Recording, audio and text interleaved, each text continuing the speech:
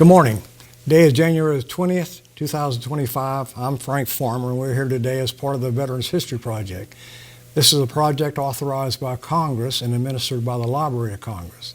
The objective is to interview and video those veterans from World War II to the present. The library archives these videos and makes them available to the public, both online and in person. In addition, the library also encourages local venues, such as historical societies and museums, like the one we're in today, the New Smyrna Museum of History, to house these and make them available to the local population. Today we have with us a veteran of the United States Coast Guard. We don't often have too many Coast Guarders, but we have one today, and I want to welcome you, Mr. John Jacobs. Thank you. Appreciate it. Thank you for your service to this country, and thank you for coming today and telling your story. Okay?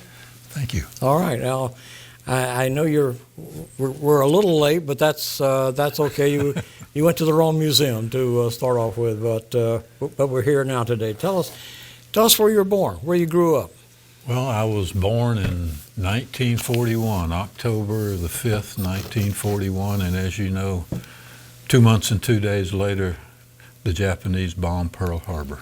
Yes, they did. And my dad was a doctor at the VA hospital in Massachusetts. It was Worcester, Massachusetts, but I didn't grow up there because we moved. I don't know what the bombing of Pearl Harbor had to do with it, but we moved to Asheville, North Carolina, where he was a doctor at the VA there. So your father was a career VA doctor during that period of time, correct? And you grew up in North Carolina, right? Right, in the mountains of North Carolina. And speaking of your father, I'm going to ask you a question about your father, because I know your father served with a very famous outfit in World War II, Merrill's Marauders. That's correct. He was a physician with that particular outfit. So tell us a little bit about Merrill's Marauders, please. Well, my dad volunteered to go into the Army. He was a VA doctor, and he volunteered to go into the Army. He was almost 40 years old when he volunteered. And so he wouldn't have been drafted then, or he probably well, not? He thought he was in the reserves, and he thought they would probably call him up. But so after his initial training, he was sent to Burma, or actually to India, to join with Merrill's Marauders. Now, and I don't know if everybody's familiar with Merrill's Marauders, but I think there were about 2,000 of them, and they walked like 1,300 miles through the jungles of Burma to capture an airfield named Myitkyina in Burma. That was that later became a very famous story because, as you said, Merrill's Marauders, they walked about 800 miles through the jungles, through Japanese territory, 4,000-foot mountains, and they were supplied by mules and airdrops at that time, I think. And it later became a movie, did it not? Well, there was a movie that was Jeff Chandler starred in it, and it was not very much like the real story of Merrill's Marauders, but there was a movie about it. But anyhow, my father, he didn't march with them across there. He was flown into the airfield in Myitkyina. The Merrill's Marauders captured the airfield by surprise, no problem. But then they found out there was a garrison of Japanese in the town with about 4,000 Japanese troops. And so there was a battle that lasted a couple of months to where they held on to the airfield and eventually defeated the Japanese. And my father was one of the first ones flown into Myitkyina after they captured the airfield. So he spent a couple of months as a doctor living in foxholes. His letters home talked about having to dig a new foxhole because it was full of water from the monsoon rains.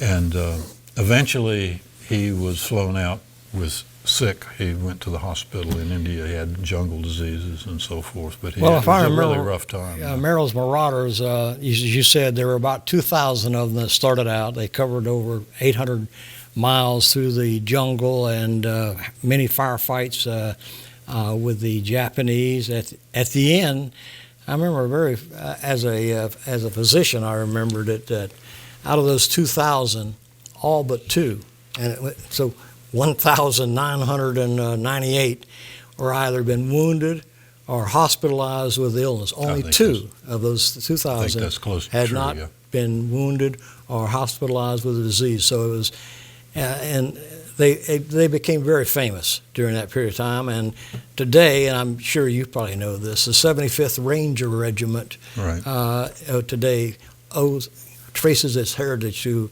Merrill's Marauders. That's correct. They do, and they still wear the patch. I have a patch that my father wore. It was actually hand sewn in India, and it's a Merrill's Marauders patch, and that patch is part of the patch that the Rangers wear today. Well, I remember your father's memorabilia was on display for a period of time at one of the local Veterans Museum here. So I know you're very proud of your father's duty. So obviously you had an environment of a military background growing up. My father never talked about it. Never talked about it? Very seldom. Every now and then he would come out with a comment or something, but very seldom talked about it. But he stayed as a doctor for the VA until he retired. Okay, and I think he probably suffered from PTSD, which he had a partial pension for battle fatigue, they called it back then, but he suffered some from PTSD, and it showed up later in his life, So you had your father's influence, although they didn't talk about it. Y'all, right? You knew about it. You knew about it, correct? We didn't talk about it. Do you have any brothers in the military? Or? My older brother, name was Paul Jacobs, and he was in the Army. He was in the psychological warfare battalion in Vietnam. He spent a year in Vietnam. So he's a Vietnam veteran? Yes, he was a lieutenant, I think. Is your brother still with us? My brother died a few years ago. So you grew up in North Carolina? Near Asheville, North Carolina. And I understand you were a pretty good student, which was both good and bad in some ways, wasn't it? Well, my family was educated, and my father pushed education.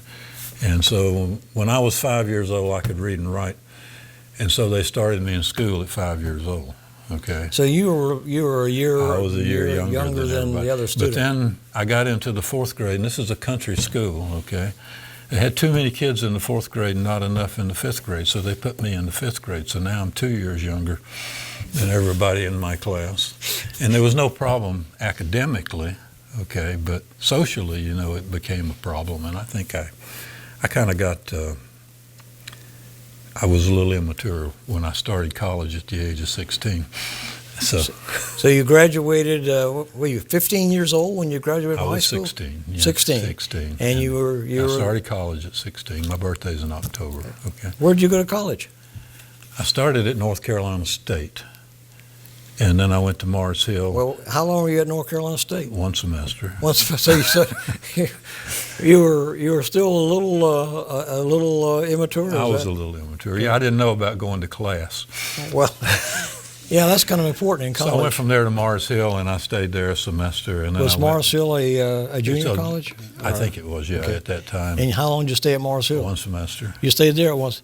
So you had a history of one semester schools. Is that correct? Right. I was pretty good at one semester. But from there, I went back to what was called Asheville Biltmore College. So this is your third college now? Yeah, my third. Okay. And it was in an old castle on top of Bowcatcher Mountain in Asheville. Bowcatcher Mountain? Bowcatcher Mountain, yeah. And I stayed there a whole year, okay, and then I decided I would go to, I didn't do too bad there. I passed a few courses. And, does that mean you failed a few? Well, then I went to Western Carolina, okay. Let me get straight here. This is your fourth school now. Western Carolina, which is in Culloway, North Carolina, out. It's still in the mountains. When you were at that school, were you a freshman still, or? I'm not sure. Okay.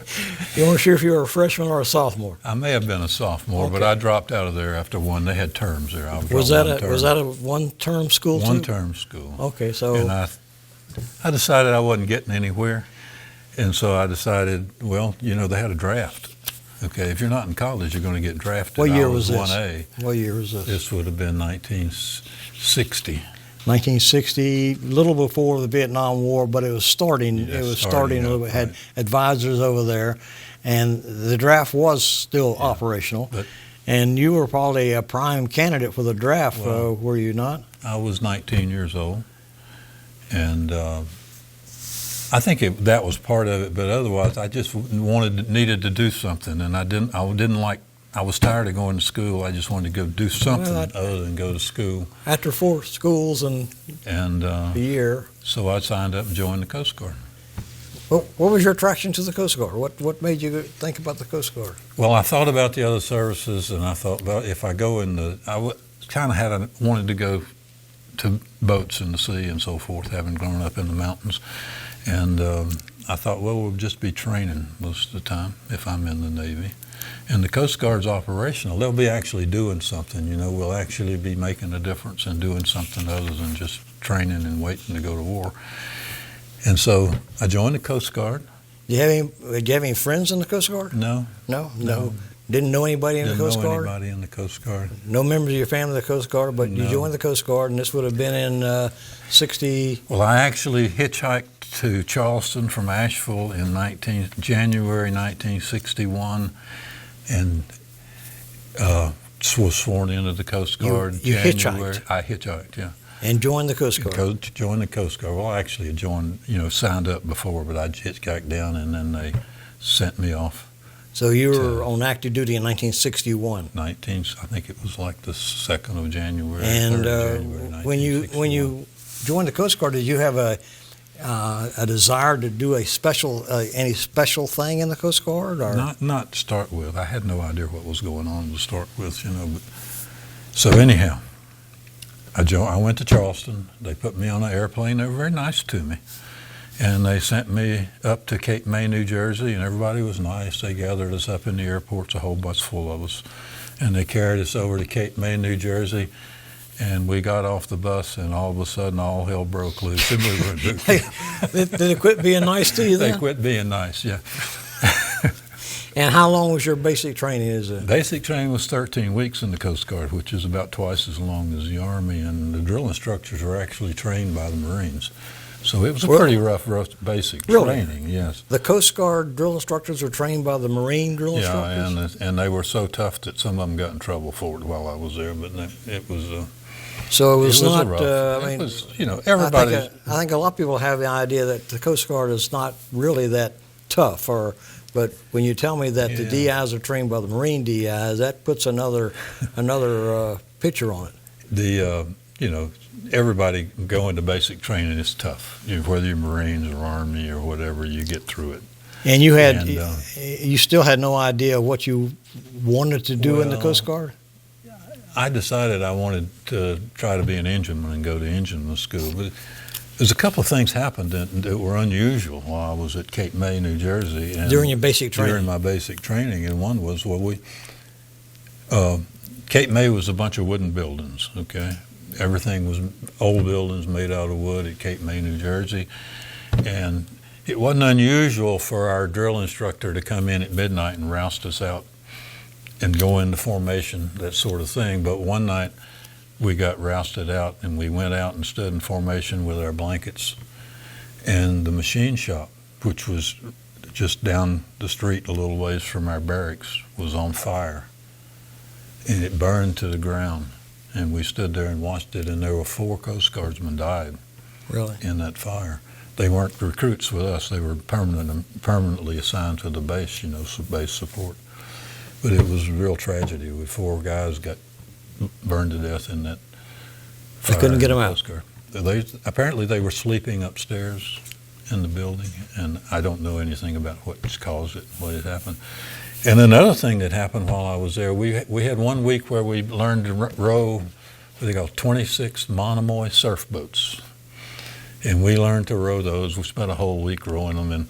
And one day we reported in a Coast Guard patrol boat, thinking it was a 95-foot patrol boat, coming in the fog, had hit the jetty. And we rowed all the way out into the ocean, and there was this 95-foot patrol boat sitting on the rocks. Its decks were washed. Now, this is still while you're in basic training. I was in basic training, yeah. And you told me you're being trained as part of the training is to the big surf boats. It took about a dozen guys rowing and somebody at the tiller, and we had a whole week of doing that. So, basic training was 13 weeks. We'd learned a lot. Went from one phase to the other, firefighting. A week on the range, So it sounds like you enjoyed basic training. Well, I didn't enjoy it. No, that's the wrong word. Yeah, I made it through. Okay, and they promised us if you do good on all your testing, you got a good chance of getting what you want. And what did you want after basic training? I wanted to go to engineman school, but there were no openings. And so they said, "Where do you want to go?" I said, "I want to go to Florida," which the Coast Guard has districts, and District 7 is Florida, District 5 is the Middle Atlantic, and District 1 is New England. And I said, "I want to go to District 7." So they sent me to District 5.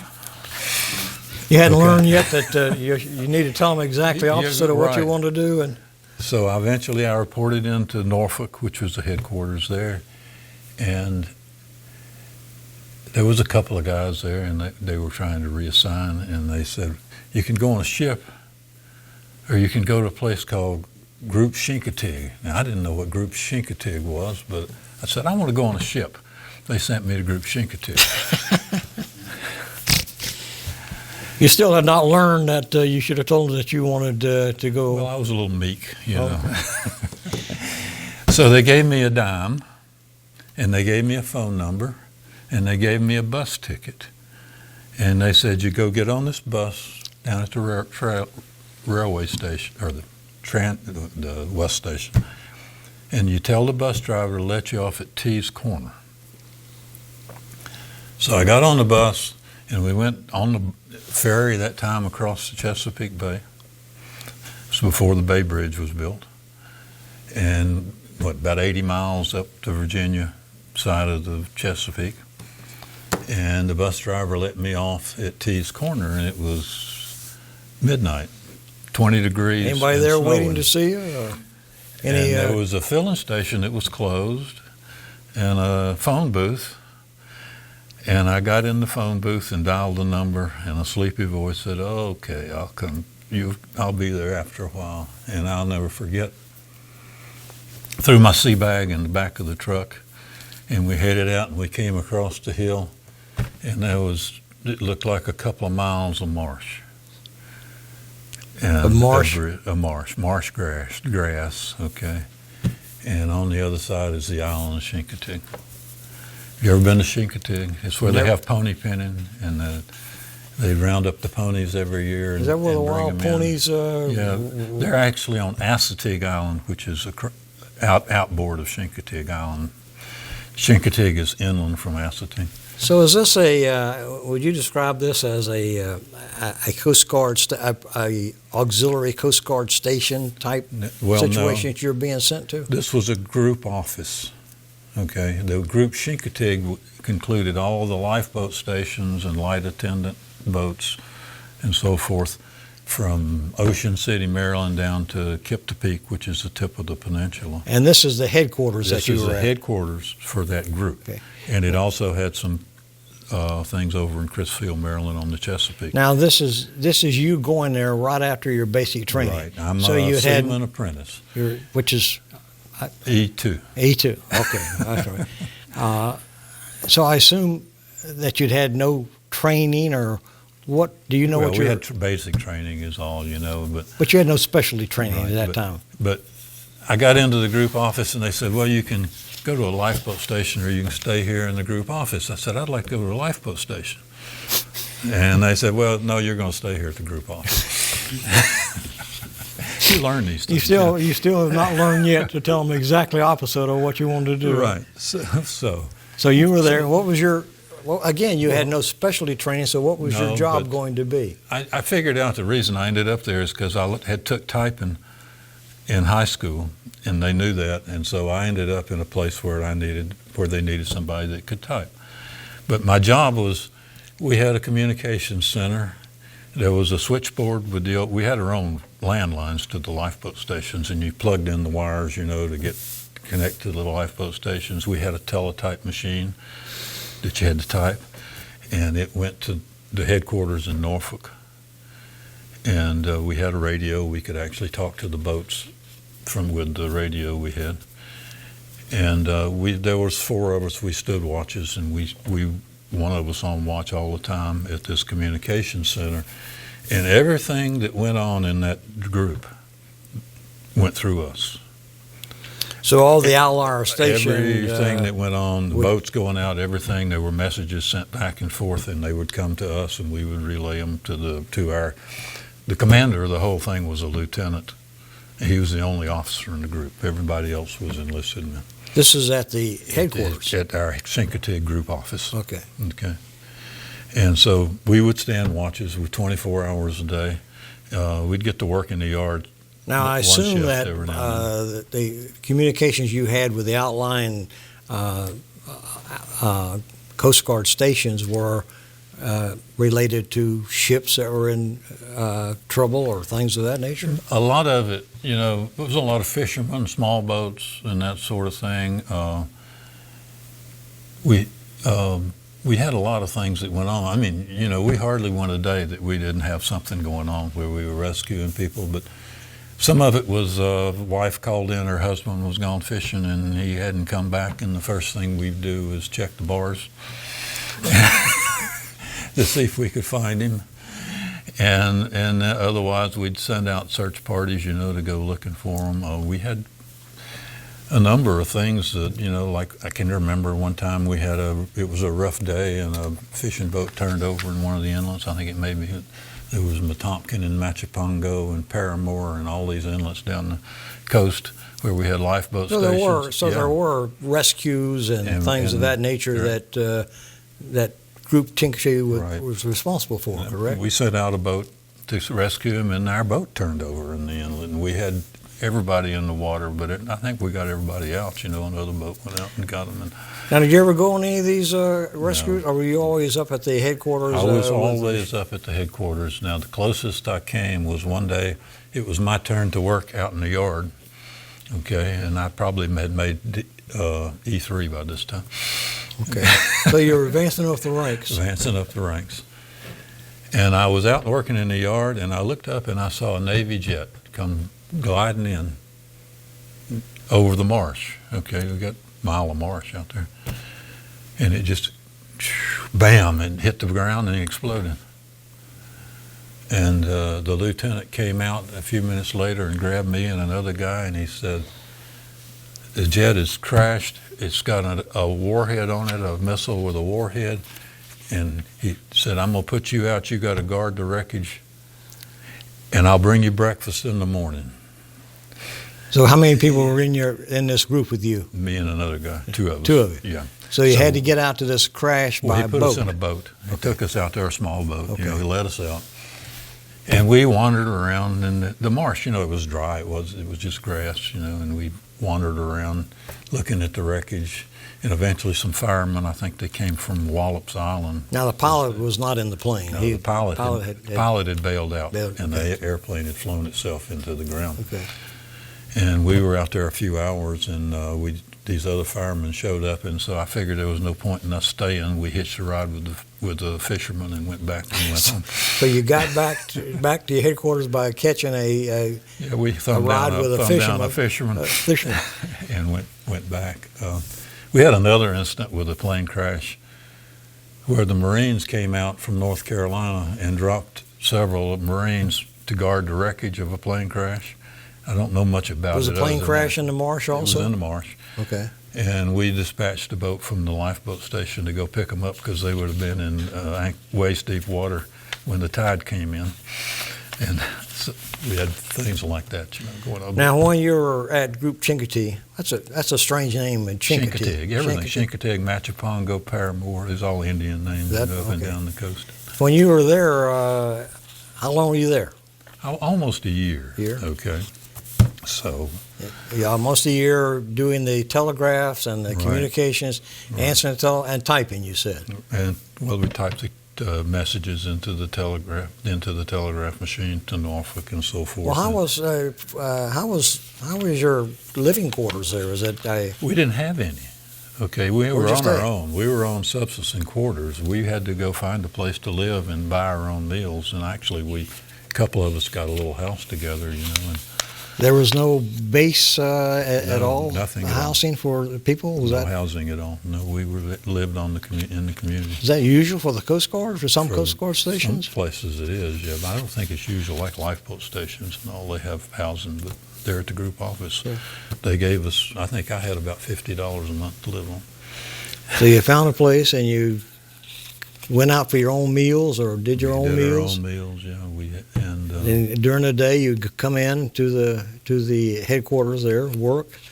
On weekends, what'd you do? Well, but if we weren't standing watch, we drank beer, whatever. Okay, so you I actually bought a little sailboat when I was there, a 16-foot wooden sailboat with a gaff rig, the mast way up on the front, and a big gaff rig. And I paid $100 for it. And I sailed it backwards for 3 days before I figured out how to make it go frontwards.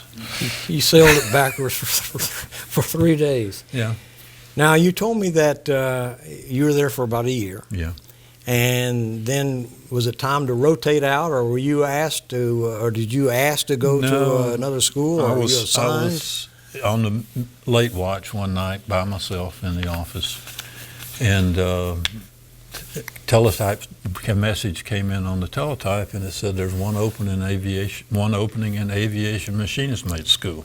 And that's what you wanted to do anyway. I think you Well, told I me. hadn't thought about it, but I said that sounds pretty good. You know, that might be a lot of fun. And so I sat down at the teletype and typed in and said John Jacobs wants to go to aviation machinist mate school.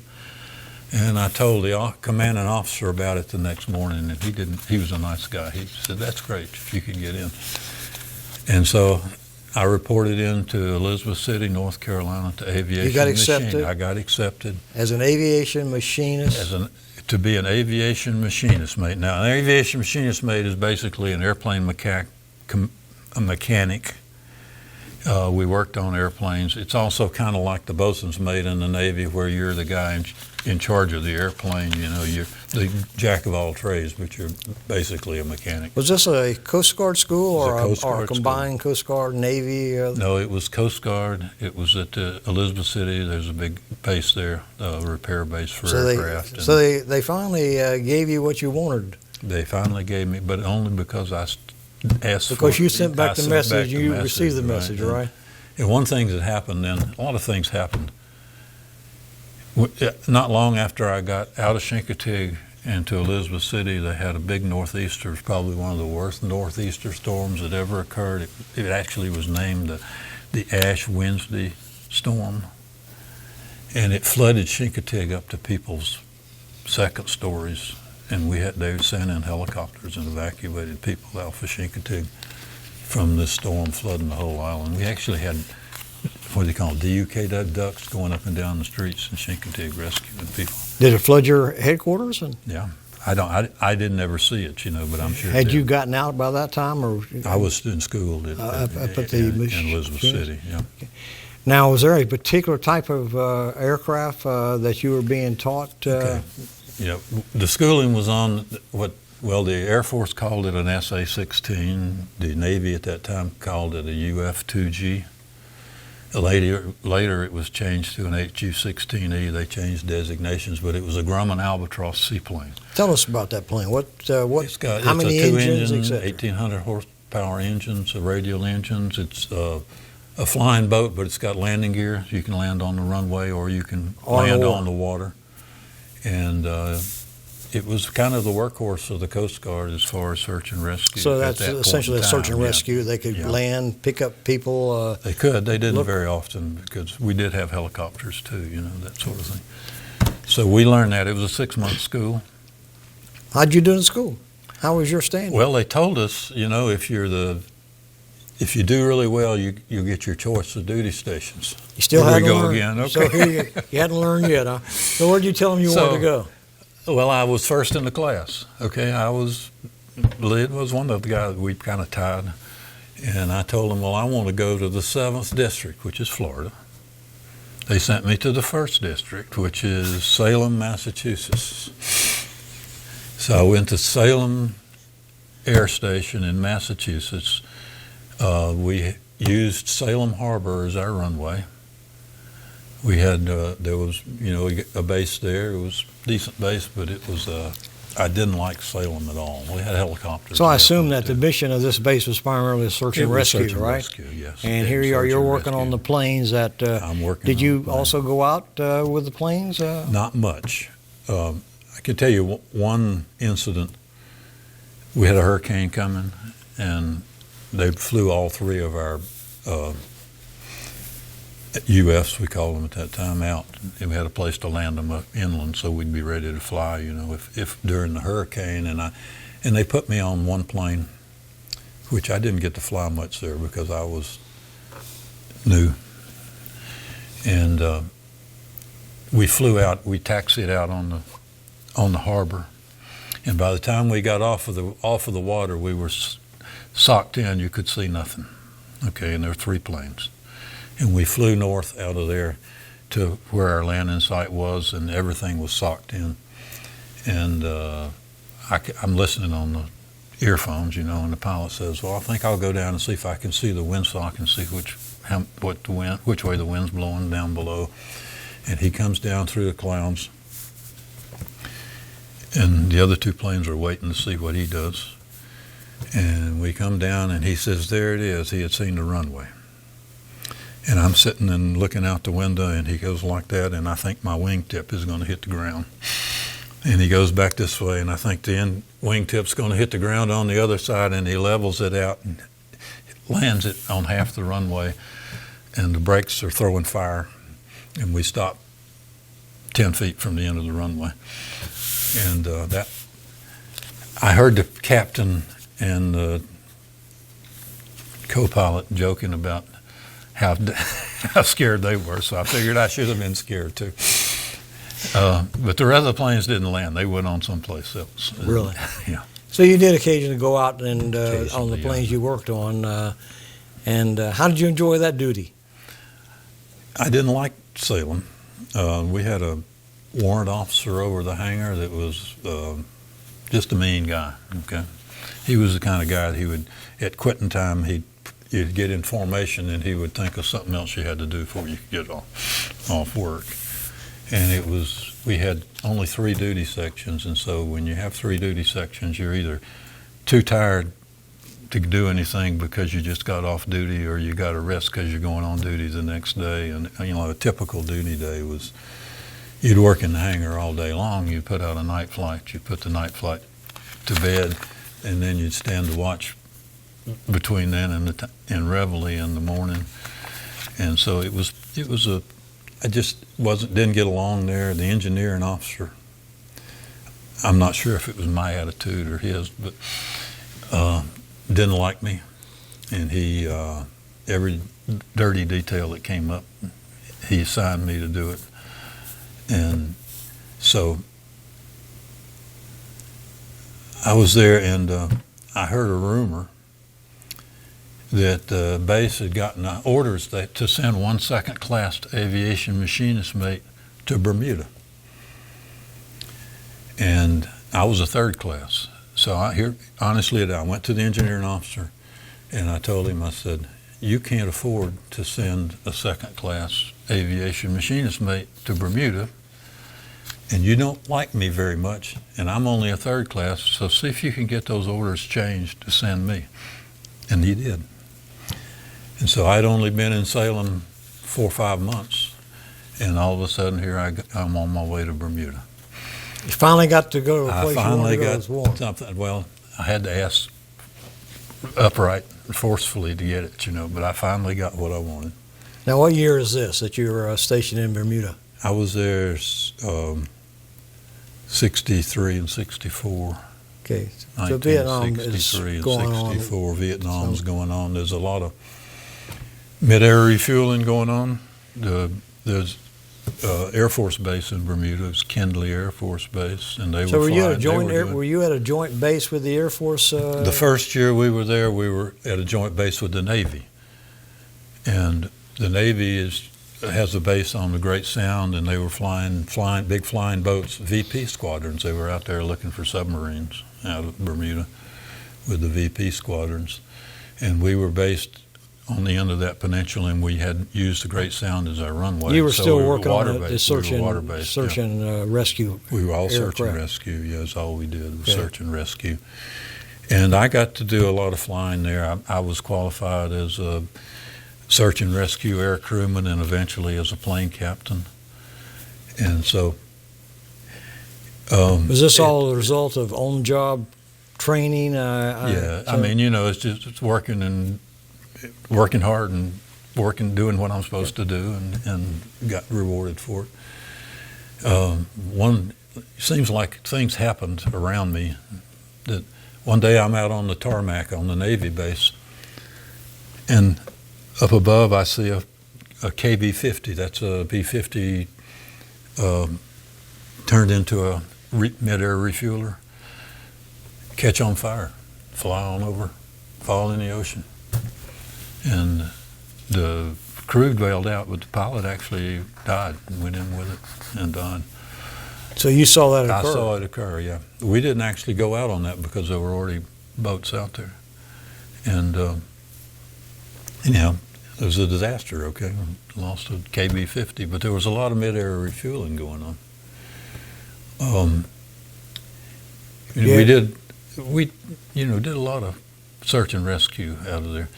There was one, after we were there for a year, we moved to Kidley Air Force Base because it's kind of hard on airplanes to put them in salt water all the time and the corrosion and stuff.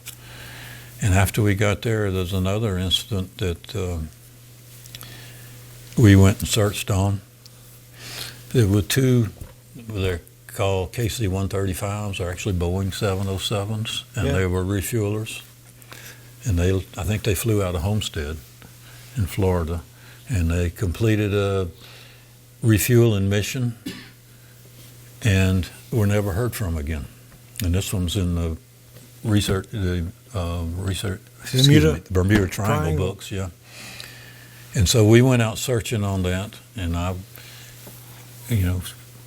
like 12-hour flight searching, and we actually found the wreckage of one of them in our airplane, and they found the wreckage of another one that was about 100 miles away, and they never explained what happened to these two airplanes. I always figured they must have had a mid-air collision, and one of them went in one place and the other one went further, and they lost communications, and so Well, forth. you saw several tragedies in your service as Yeah, I a did, Coast yeah. Guardman, and especially as a person who worked on aircraft and repaired aircraft. Right? So how long were you in Bermuda? 2 years. 2 years in Bermuda. And I assume you like Bermuda. I like Bermuda. Bermuda was a nice place, and I was a single guy, and it seemed that all the boys went to Fort Lauderdale at spring break, and all the girls went to Bermuda. And so it was a pretty nice place for a young guy to hang out, Okay. So. And Bermuda, of course, you had quarters, Yes, military quarters. we were on a Navy base for a while, and then we went to the Air Force base. And one thing, on the Navy base, they served meals to you in 10 trays, okay? But you could get all you wanted to eat. You couldn't do that at the Coast Guard station? Yeah, at a Coast Guard Oh, station. okay. They had really good food at a Coast Okay. Guard station. And but when we got on the Air Force base, they served you in fine china. And the Navy commander actually authorized his troops on the Navy base, because they moved over there too, to go through the line twice if they needed more to eat. So yeah, the food at the Navy base was good. The food at the Air Force base, it was good, but they didn't give you much of it, So.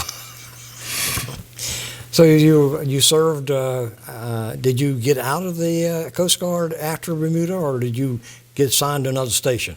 Before I do that, let me tell you about another real tragedy that we were involved in. And we were at the Kenley Air Force Base. I was working on my airplane out on the tarmac again, and I heard an explosion. And I looked up, and I saw smoke trails going into the ocean. And what happened was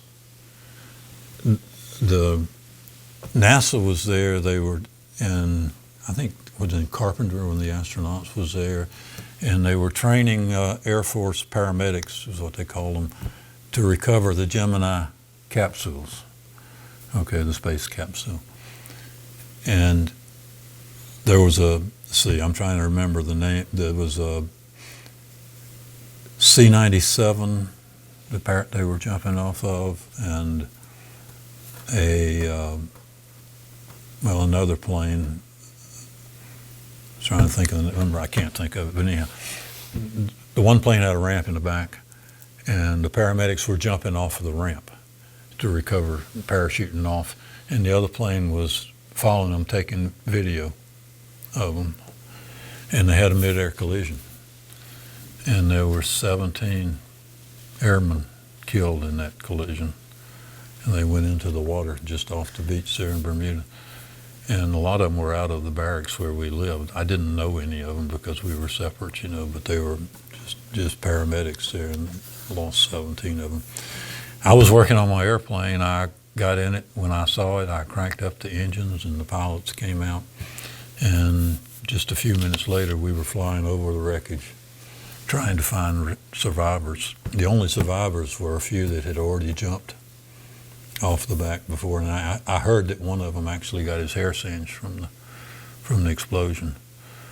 And so anyhow, I can remember very distinctly flying over the water and the wreckage laying in the water.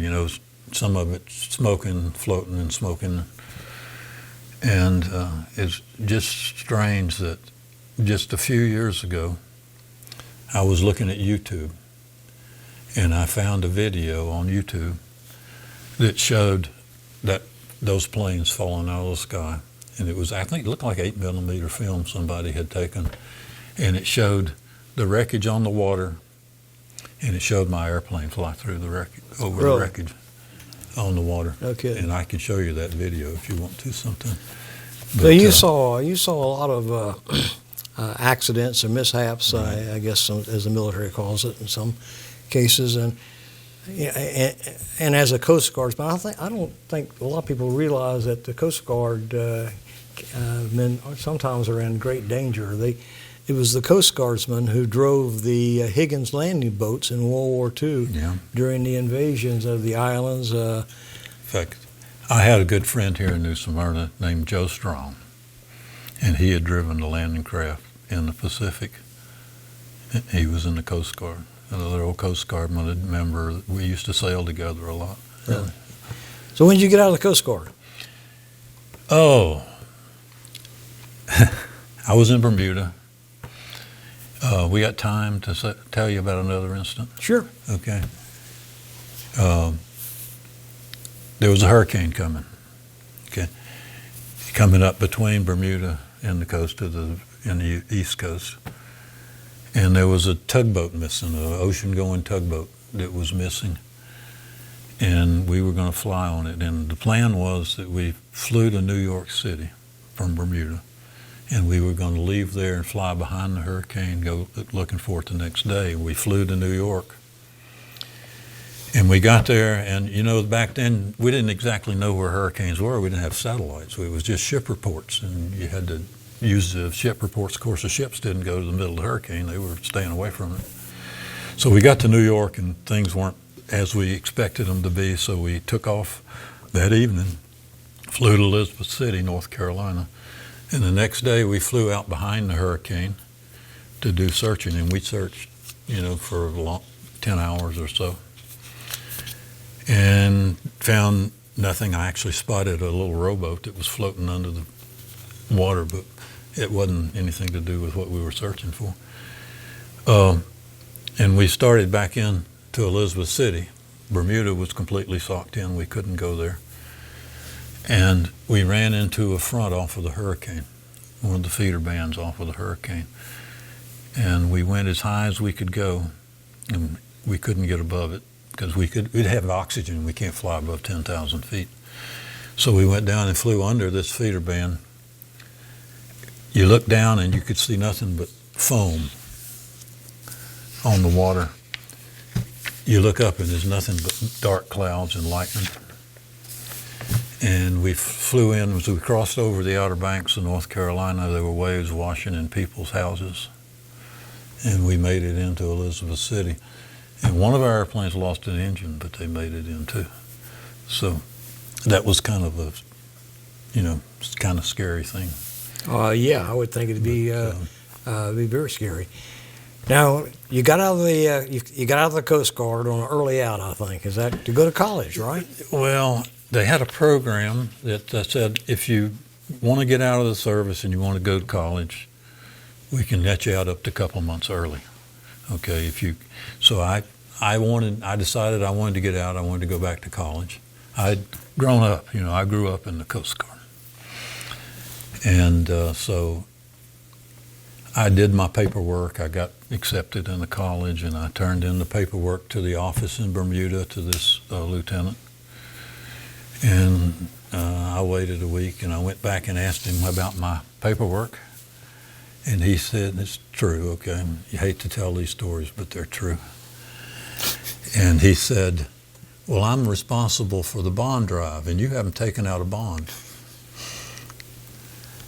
And I said, oh, I'd love to take out a bond. So I left and I went away, and I came back the next week, and I said, where's my paperwork? He said, well, I gave it to the captain, the base commander. And he said he can't afford to lose you, and he won't send it in. And so I thought about that, and what's the normal thing you do when you're faced with a problem like that? But I can tell you what I did is I called my mother. And my mother called her brother, and her brother was superintendent of schools in Currituck County, which is an Outer Banks county. And her brother called his friend Herb, was Herb Bonner. If you go down to Nag's Head, you'll cross the Herb Bonner Bridge. And Herb Bonner was a congressman in charge of Coast Guard appropriations. And although you hate to do things like that, the little bell on the teletype started ringing in the office, and it said, where's John Jacobs' application to get out of the Coast Guard early? And the captain sent it in. He called me in the office. He said, I sent it in unapproved, and it came back approved. I don't know who you know. And I told him, well, I don't know anybody. I just had a right to ask for an early out. This was a life-changing thing, okay? Because I got out early. I went home. My father was still a doctor at the VA, and he had a group of student nurses working for him at the VA hospital. They were on a long-term affiliation, and they only had about 3 days left working for him.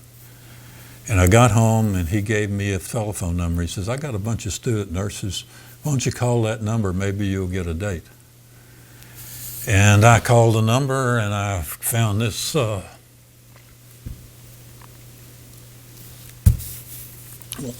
girl with auburn hair, brown eyes. And I went to the VA hospital nurses residence and picked her up in my 1960 Corvair. And I picked her up, and as we walked out to the car, there was 12 student nurses looking out the windows on the third floor, singing John Jacob Jingleheimer Smith. And, well, that's the lady you married and still we married had our to, 59th wedding anniversary That's tremendous. this year. Now, I know when you got out of the Coast Guard, you went back to school, and you were a different student at that time. You graduated with honors, I understand. I did. I went to it was still Asheville Biltmore at the time, but they had a brand new campus, and it became University of North Carolina at Asheville. It was a really good school, and I went there and I graduated with honors in mathematics.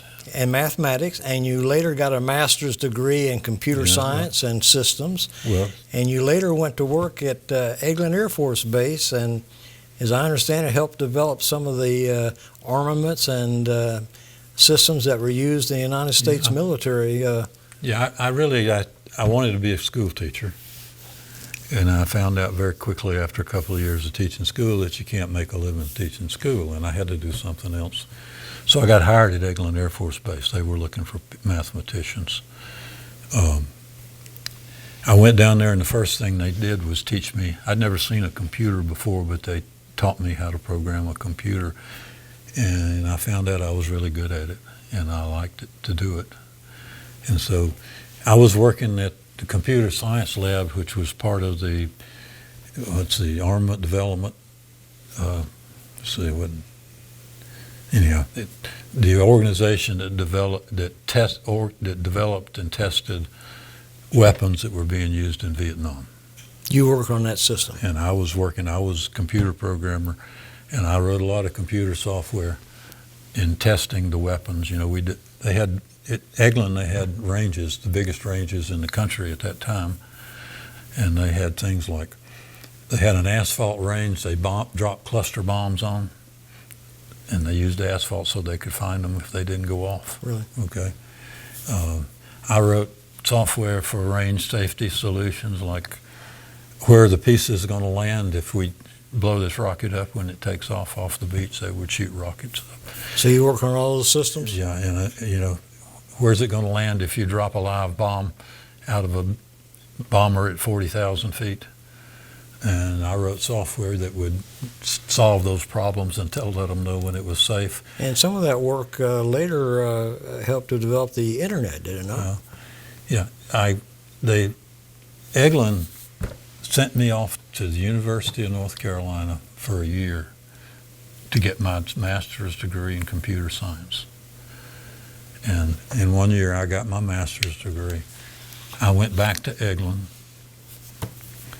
and they recruited me to come to Washington to work at Air Force Systems Command, which was at Andrews Air Force Base. There was a networking project going on with ARPA, the Advanced Research Project Agency. And so my main job, I did other things too, but my main job was to work with ARPA. The Air Force Systems Command wanted to get involved in this networking project. And what we did basically is we built the ARPANET. The ARPANET eventually became the internet.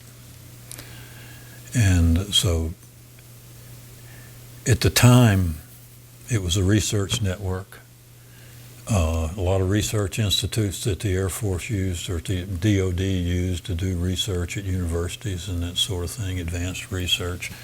And we were tying together these research institutions and things within Systems Command. I was there, I went to Andrews. I was there for 4 years doing this kind of work. At the end, they wanted to turn this network over to the National Science Foundation because the DOD didn't really want to run that network operationally. And so we did our best. We eventually got the National Science Foundation to take over paying for the backbone of the network. And at this time, it's nothing like what it is now. It's 50 kilobit lines, okay, and tying these things together. When did you finally retire? Oh, well, I did that for 4 years. I left there and I went to Asheville, and I joined up with the National Climatic Data Center and ran their computer systems there. I went there in 1978, and I actually retired in 1995. 95. And today you're retired and living in New Smyrna Beach. I'm living in New Smyrna Beach, yeah. And you still have a boat, I guess it goes back to your Coast Guard. Do you have a kayak, is that right? I have a kayak, yes. I actually now, one of my things I do is every Monday I take a group of people kayaking in the mangroves to keep them from getting lost. In the mangroves here on the mangroves, river? Yeah, across the river. And I go sailing on Wednesdays. I had a sailboat for like 15 years, and I carried people sailing every Wednesday since 1998. And I still go, but I don't. I got old, and my sailboat got old, and I sold it. So I just go out with other people. It only costs me a beer to go sailing with other people.